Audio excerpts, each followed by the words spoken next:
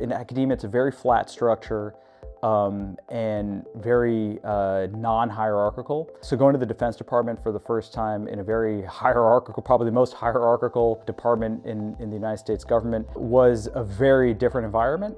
But it was also the first time where I had a team that supported me. Everybody focused on the mission to try and confront these challenges. And in academia, you know, we have the luxury of thinking about big, high-level problems, having a lot of time to do research and write, whereas in government, you're often reacting.